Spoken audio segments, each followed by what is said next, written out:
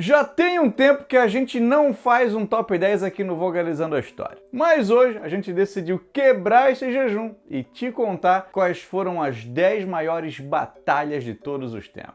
Não necessariamente elas precisam ser as maiores em duração ou quantidade de mortos, mas sim pela sua importância histórica. Mas é importante saber que a gente não vai colocar campanhas militares ou guerras inteiras. E como são só 10 batalhas, muitas batalhas importantes acabaram ficando de fora. Mas caso tu queira ver alguma outra batalha aqui no nosso canal, é só deixar aqui nos comentários que a gente faz esse vídeo aí pra ti. Vamos lembrar também que a vida não precisa ser um duro combate. E pra te ajudar a resolver os problemas da vida contemporânea, tá aí a Surfshark VPN, que quer te deixar seguro quando tu for usar a internet.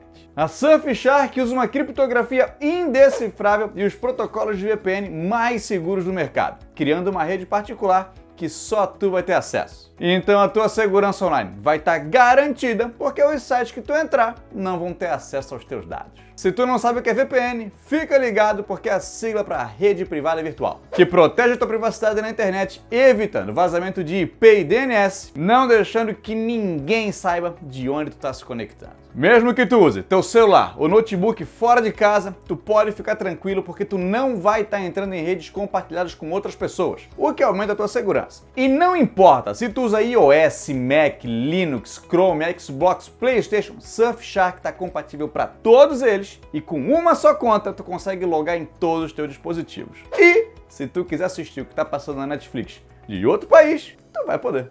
E se tu experimentar, pagar e não gostar em um período de 30 dias, os caras ainda devolvem o teu dinheiro.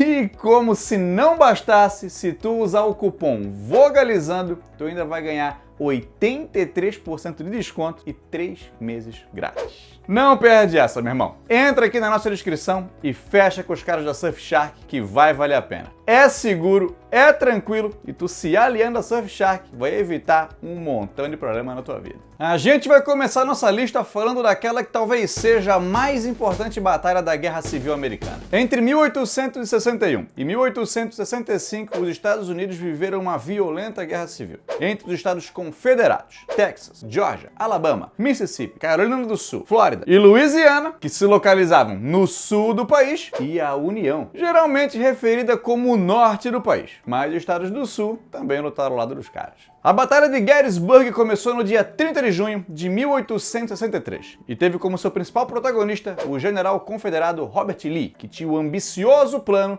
de conquistar o estado da Pensilvânia. É lá que fica a cidade da Filadélfia, um dos grandes símbolos da independência dos Estados Unidos. E o grande objetivo do Lee era levar o presidente Abraham Lincoln à mesa de negociação para que a guerra fosse encerrada e que se reconhecesse a independência dos Estados Confederados.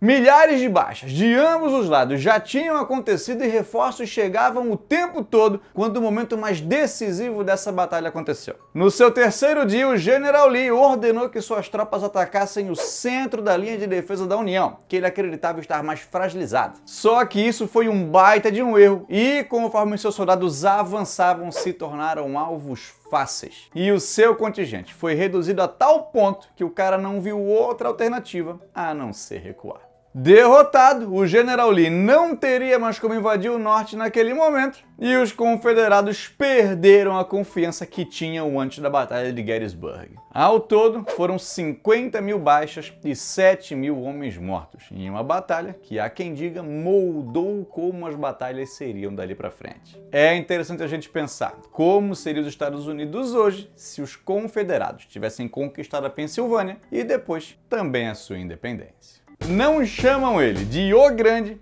à toa.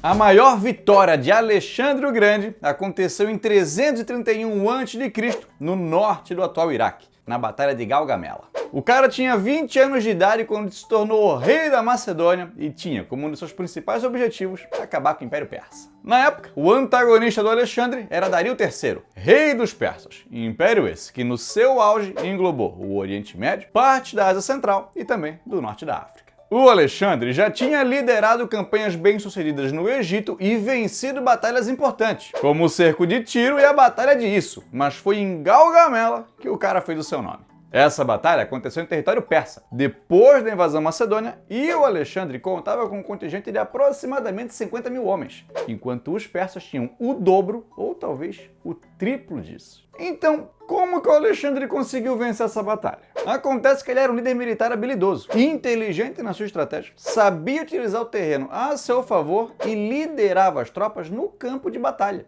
Não ficava só assistindo, não. O lado esquerdo das tropas persas foram atacados pela cavalaria macedônia, enquanto o lado esquerdo das tropas macedônias se mantinha no defensivo. As tropas persas acabaram se dividindo e aquele terreno não favoreceu o uso das carruagens dos caras. A cavalaria persa que atacou a linha de defesa macedônia foi derrotada e a cavalaria macedônia encontrou brechas que poderiam levar até o rei Dario, que viu que estava em perigo e vazou. Dario até poderia ter sido perseguido, mas o Alexandre preferiu continuar na batalha e garantir a vitória. No ano seguinte, Dario foi assassinado e o Império Persa, como se conhecia até então, deixou de existir. O assassino até tentou ocupar o lugar do Dario, mas quem fez isso de fato foi o Alexandre, que aos 27 anos já tinha conquistado quase todo o mundo que ele conhecia. Ser primo dele deve ser chato. Passou no concurso? Teu primo conquistou os persas aqui, ó. Foi depois dessa batalha que os macedônios chegaram no Oriente e a cultura grega deu mais um passo em direção ao expansionismo. O nosso oitavo lugar vai para aquela batalha que marcou a derrota de um dos maiores generais de todos os tempos.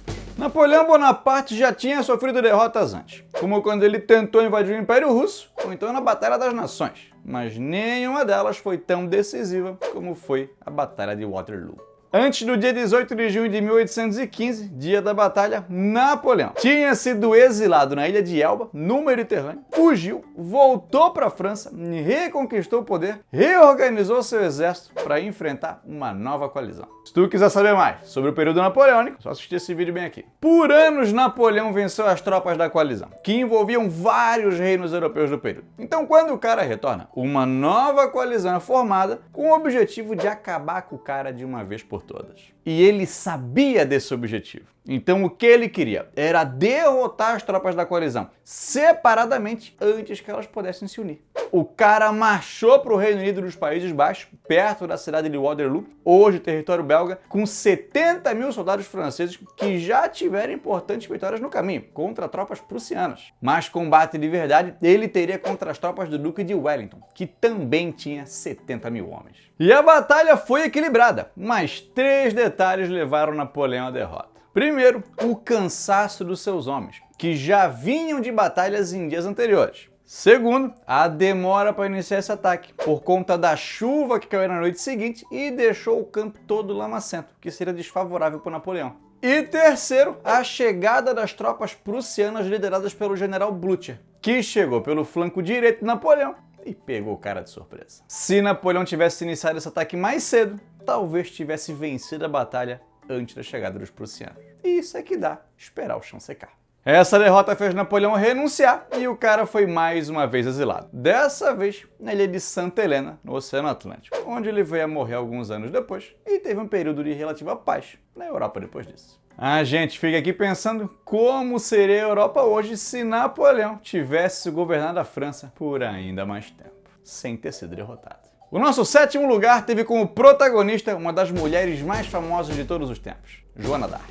Depois da morte do rei Filipe IV da França em 1314, uma crise sucessória teve início. Quem assumiu o trono foi o filho mais velho do cara, que governou por alguns anos, mas morreu sem ter filhos homens. Assumiu o irmão dele, que governou por mais alguns anos, e morreu sem ter filhos homens. E aí assumiu seu outro irmão, que governou por mais alguns aninhos, e também morreu sem ter filhos homens. As descendentes desses irmãos geralmente eram mulheres, então se começou a pensar qual seria o parente mais próximo do Filipe IV que poderia vir assumir o trono da França. E se cogitou no neto do cara, filho da Isabel, a filha mais nova do Filipe. Só que a Isabel tinha sido casada com um rei inglês, ou seja, o filho dela era o rei da Inglaterra. Toda essa confusão envolvendo essa crise sucessória que levou à Guerra dos 100 Anos, a gente pode contar com mais detalhes em um vídeo futuro. É só tu comentar aqui que a gente vai fazer. França e Inglaterra já tinham uma rivalidade de séculos e os franceses não queriam se submeter a um rei inglês, com medo que a coroa viesse a ser unificada. E durante mais de 100 anos, uma guerra foi travada entre esses dois reinos, até que a gente chega no ano de 1428, quando a Inglaterra já estava controlando boa parte do norte da França. Vitórias importantes já tinham sido conquistadas pelos ingleses e os caras começaram um cerco na cidade francesa de Orleans. Essa cidade tinha uma grande importância estratégica, porque ficava perto do rio Loire e possibilitaria aos ingleses fazer uma campanha pelo centro da França, em um momento em que os franceses não estavam mais se entendendo e brigando entre si. É aí que surge a figura de Joana d'Arc, que acreditava ser uma enviada divina e que ajudaria os franceses a se libertar do cerco em Orleans. E muita gente acreditou na Joana, que ela realmente era uma enviada de Deus. E agora que Deus estava do lado dos soldados franceses, a moral dos caras ficou mais alta. Ela chegou em Orleans no dia 29 de abril de 1429, 6 meses depois do cerco ter início. Ela planejou ataques com os generais, motivou as tropas e isso fez com que os franceses, 9 dias depois, acabassem com o cerco. É mole, cara. Joana d'Arc é outra personagem que a gente pode vir abordar aqui em um vídeo futuro. Mas é importante a gente saber que essa vitória francesa foi essencial para elevar a moral dos caras, para eles darem a volta por cima e fazerem a França ganhar a Guerra dos 100 anos. Possivelmente, se o cerco de Orleans tivesse terminado com uma vitória inglesa, a França poderia ter sido conquistada e a história da Europa teria sido outra. Um abraço, Joana d'Arc! O nosso sexto lugar deu início a um dos mais importantes impérios de todos os tempos. Depois que Júlio César foi assassinado em 44 a.C., Lépido, Marco Antônio e Otaviano assumiram o poder na República Romana. Mas logo, essa divisão de poder se transformaria em guerra civil. Lépido foi expulso do poder e Marco Antônio começou um caso amoroso com a rainha do reino ptolemaico, no Egito, a Cleópatra. Só que o Marco Antônio era casado com a irmã do Otaviano, e isso só aumentou a disputa de poder entre os dois. A coisa se transformou em guerra civil depois que o Marco Antônio transferiu territórios romanos para Cleópatra, para filhos deles e também para um filho que ela tinha com o Júlio César. E aí entra uma questão muito delicada, porque apesar de haver desconfianças de que esse filho não era do Júlio César e de ele nunca ter reconhecido essa paternidade, o Marco Antônio chama ele de rei dos reis, é reconhecer que o cara é um herdeiro legítimo. Só que em vida, o Júlio César havia adotado seu sobrinho neto como filho e dado a ele a responsabilidade de ser seu herdeiro. E sabe quem é esse filho adotivo? O Otaviano. No auge das tensões, Marco Antônio se casa com Cleópatra e deixa claro o seu desejo de ser enterrado com ela, em território egípcio, o que fez os romanos perceberem que o cara estava muito mais do lado da Cleópatra do que dos romanos. Só que acusaram a Cleópatra de fazer a cabeça do cara e declararam guerra contra ela. Marco Antônio foi chamado de traidor e lutou contra os romanos ao lado de sua amada. Ah, como é bom amar! É aí que acontece a Batalha de Áxio, em 31 a.C., que contou com 70 mil soldados e 500 embarcações do lado da Cleópatra e do Marco Antônio e 80 mil soldados e 400 navios do lado do Otaviano, que conseguiu contornar as embarcações inimigas e cortar o contato deles com o Egito. As embarcações da Cleópatra e do Marco Antônio, que não tinham sido derrotadas e não tinham fugido, se renderam. O exército do Otaviano cercou o casal no Egito e os dois cometeram suicídio. Foi o fim da última guerra civil da República Romana, que terminou com a vitória do Otaviano, que em 27 a.C. passou a ser chamado de Augusto. O Senado deu poderes absolutos ao cara e isso marcou o início de um dos mais importantes impérios de todos os tempos, o Império Romano. O nosso quinto lugar vai para uma das mais brutais batalhas da Primeira Guerra Mundial. É bem difícil escolher uma batalha dessa guerra. A gente poderia ter escolhido uma das batalhas de Ypres ou a Batalha de Verdun, que fizeram centenas de milhares de vítimas. Mas poucas batalhas na história mostram o horror da guerra como a Batalha de Somme. Ao todo, 3 milhões de soldados se envolveram nessa ofensiva na região do rio Somme, na França, colocando de um lado soldados franceses e britânicos e do outro soldados alemães. Ao mesmo tempo, estava acontecendo na França a Batalha de Verdun. Então, como os franceses estavam muito ocupados nessa batalha, quem acabou assumindo o protagonismo no Somme foram os britânicos, que não tinham uma estratégia muito bem definida e nem condições favoráveis para furar a linha de defesa alemã. Essa batalha foi a primeira experiência de combate para vários soldados do exército britânico. E só no primeiro dia, os caras sofreram 60 mil baixas e 20 mil mortes. Foi o pior dia da história do exército britânico. Ao todo, ela durou 140 dias, indo de julho até novembro de 1916, e terminou com a vitória aliada, que conseguiu avançar 10 quilômetros.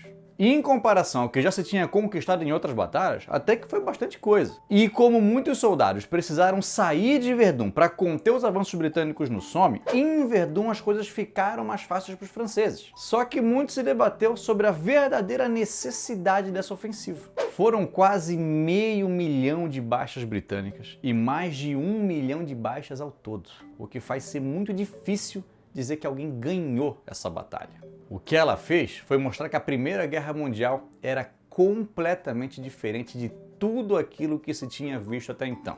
E fez as grandes potências europeias pensarem se valia a pena continuar essa guerra ou não. Também é importante a gente saber que foi nessa batalha que um tanque de guerra foi utilizado em combate pela primeira vez. E mesmo que eles não fossem eficientes e úteis como eles são hoje, redefiniram a ideia de como uma guerra pode ser travada. A batalha que está no nosso quarto lugar foi essencial para a formação do maior império de todos os tempos. Se defende bastante que o Império Britânico chegou ao fim em 1997, quando Hong Kong foi devolvido à China. Mas enquanto isso não aconteceu, os caras formaram o maior império de todos os tempos, que apesar de não ser contínuo, esteve praticamente no mundo todo. Mas talvez isso não fosse possível se o resultado da Batalha de Hastings, em 1066, tivesse sido diferente. Tudo começou quando o rei inglês, Eduardo o Confessor, morreu sem ter filhos e teve nisso uma disputa para ver quem assumiria o trono do cara. Um conselho de nobres elegeu o Harold Godwinson, também conhecido como Harold II, que era filho de um nobre muito importante e poderoso e irmão da mulher do rei.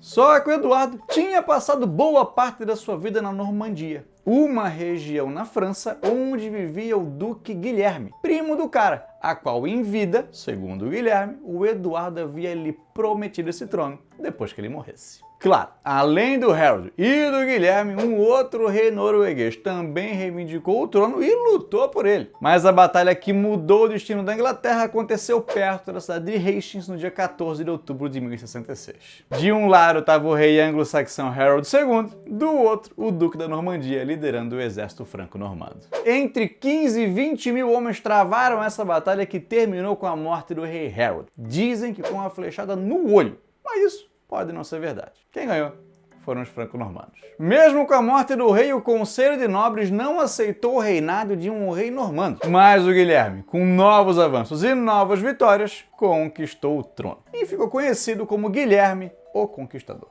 A partir daí, a estrutura do reino mudou bastante e houve uma grande transformação cultural na Inglaterra, se aproximando mais da cultura que vinha do continente do que daquela que vinha da Escandinávia. Caso essa batalha tivesse terminado com a vitória do rei anglo-saxão, a cultura inglesa seria bem diferente do que a gente conhece hoje. O terceiro lugar vai para aquela batalha que pode ter salvado o cristianismo na Europa. A Batalha de Poitiers, também conhecida como Batalha de Tours, envolveu 40 mil combatentes, no ano de 732, em uma época de forte expansão do islamismo. Veja bem, o Islã surgiu na Península Arábica, de lá se expandiu, chegou no norte da África e dali chegou na Península Ibérica, onde hoje estão Portugal e Espanha. Isso aconteceu no começo do século VIII e tropas do Califado Uomíada rumaram para outras regiões do território europeu onde eles ainda não tinham chegado, mais precisamente para o Reino dos Francos. Havia no período um forte sentimento de defesa do cristianismo e os cristãos não poderiam deixar os muçulmanos tomar um espaço que eles consideravam ser seus. E é aí que brilha a figura do Carlos Martel, que apesar de não ser o rei dos francos, era quem governava na prática. O exército omíada vinha com a moral alta por conta das vitórias que eles estavam tendo e por conta do tamanho que o califado estava tomando. Eles tinham um número superior de soldados e estavam confiantes que mais uma vitória estava vindo. Só que o planejamento defensivo dos francos fez toda a diferença e os caras conseguiram resistir ao ataque dos omíadas. A gente não sabe os números exatos, mas foram mais ou menos 1000 baixas do lado dos francos e 10 mil do lado dos omíadas, entre eles o do seu líder, o Abderramão. Esse foi o fim da expansão islâmica na região. Inclusive, Carlos Martel só recebeu o martel depois dessa batalha, por conta do martelo de guerra que ele usou nessa batalha e da quantidade de martelada que ele deu nos Omíadas. Há quem defenda que se o resultado dessa batalha tivesse sido outro, a religião predominante da Europa teria sido o islamismo. E tudo aquilo que aconteceu na Idade Média e depois dela teria sido bem diferente. O nosso segundo lugar vai para aquela batalha que pode ter salvado a cultura ocidental. 500 anos antes de Jesus nascer, o Império Persa estava em expansão, já tendo conquistado regiões do Oriente Médio, parte da Ásia Central e também do norte da África. Mas o rei Dario estava enfrentando resistência dos jônios, um dos povos que ajudou a formar a cultura grega e que vivia na região da Ática e do Peloponeso. Os atenienses, que também viviam na região da Ática, enviaram tropas militares para ajudar os jônios, o que despertou a fúria do rei Dario, que prometeu punir os atenienses e escravizar todos aqueles que não se submetessem à sua autoridade. Mensageiros persas foram enviados exigindo uma rendição, mas polis, como Atenas e Esparta, se recusaram a fazer isso. É aí que no ano 490, um enorme contingente militar é enviado e desembarca na Baía de Maratona, a mais ou menos 50 quilômetros de Atenas. Caso os persas conseguissem chegar em Atenas, colocariam a cidade abaixo e destruiriam a cultura de uma das mais antigas polis gregas. Então os atenienses partiram para o tudo ou nada, enviando todos os homens que eles tinham disponíveis para encontrar os persas e bloquear as passagens que poderiam levar eles para Atenas.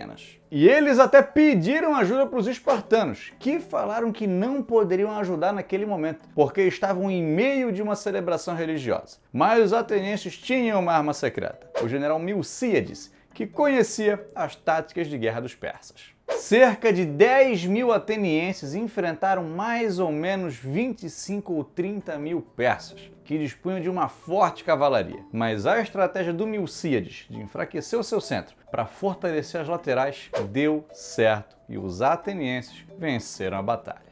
O Heródoto, o pai da história, escreveu que 192 atenienses morreram enquanto 6.400 persas perderam a vida. Provavelmente esse número não é verdadeiro, mas serve para a gente entender o tamanho da vitória ateniense, que conseguiu desenvolver a cultura grega clássica e influenciou a nossa política, cultura, filosofia, arte, arquitetura e mais um montão de coisa. Quanto à história de Maratona e do corredor Filípides, a gente pode te contar isso num outro episódio. A batalha mais importante de todos os tempos aconteceu na maior guerra de todos os tempos.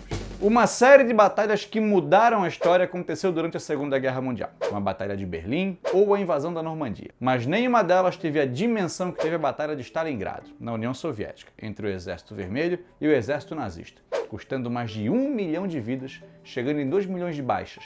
Tranquilo, e isso sem falar na perda material. Essa batalha, que já tem um episódio aqui no Vogalizando a História, começou em agosto de 1942. E diferente de outras batalhas que geralmente acontecem em campo aberto, aconteceu no meio da cidade. Soldados vinham de toda a União Soviética para evitar que os alemães atravessassem o rio Volga, de modo que o objetivo deles era chegar nos poços de petróleo do Cáucaso, onde conseguiriam alimentar a poderosa máquina de guerra nazista. Bombardeios alemães aconteciam o tempo todo e batalha dentro de edifícios eram comuns, às vezes durando semanas inteiras. Como a batalha durou mais de 5 meses, a cidade ficou em ruína, o que atrapalhou a locomoção dos tanques alemães e possibilitou que os soldados soviéticos conseguissem cercar os nazistas dentro da cidade. Antes da invasão à União Soviética, o exército alemão conseguia conquistar países inteiros em poucas semanas. Mas a vitória em Stalingrado não chegou. Quem chegou mesmo foi o frio. E como os alemães acharam que a vitória seria rápida, não se prepararam para ele. Não tinham roupas adequadas e nem suprimentos suficientes. Hoje, a cidade não se chama mais Stalingrado, e sim Volgogrado, deixando de homenagear o ditador soviético que foi vitorioso nessa batalha. A propósito, essa batalha teve um valor simbólico muito grande, porque tanto Stalin quanto Hitler queriam essa vitória por conta do nome da cidade, Cidade de Stalin. Caso os alemães vencessem essa batalha, Hitler teria entendido que venceu o próprio Stalin. Com a vitória, a moral soviética ficou elevadíssima, o que fez com que os soviéticos partissem com sangue no olho para cima dos nazistas, até que eles chegaram em Berlim em 1945, fazendo com que Hitler tirasse a própria vida. Aliás, o próprio Hitler disse que o motivo da derrota nazista foi a derrota em Stalingrado. E caso os alemães tivessem vencido essa batalha, o curso da guerra teria sido outro. É impressionante a quantidade de batalha importante que já aconteceu no mundo. Com a Batalha de Cajamarca, a Batalha de Boyacá, batalhas em guerras importantes como a Ofensiva Tet na Guerra do Vietnã, ou o Cerco de Sebastopol na Guerra da Crimeia, ou até batalhas brasileiras, como a Batalha do Genipapo, a Batalha de Cerro Corá. E caso tu queira que a gente fale de alguma delas aqui, é só tu deixar aqui nos comentários, cara. Tu pode também pedir pra gente contar mais detalhes de outras batalhas que a gente colocou aqui, porque o que a gente fez foi um breve resumo. Aproveita para deixar aqui qual que tu acha que foi a batalha mais importante de todos os tempos, e se tu não conhece o nosso canal, se inscreve que toda semana tu vai ter material novo por aqui. Segue a gente também no Instagram, segue a gente no Twitter e confere também o nosso podcast. Tu pode ouvir no Spotify, no Deezer, Apple Podcast, Google Podcast, por aí vai, e também aqui no YouTube. Caso tu já conheça o nosso trabalho e gosta do que a gente faz e quer apoiar a gente financeiramente, podes assinar um plano ali no PicPay ou então fazer uma doação através do nosso Pix de qualquer valor. A chave é o nosso e-mail e está aqui na descrição do vídeo. Um beijo, vamos lá.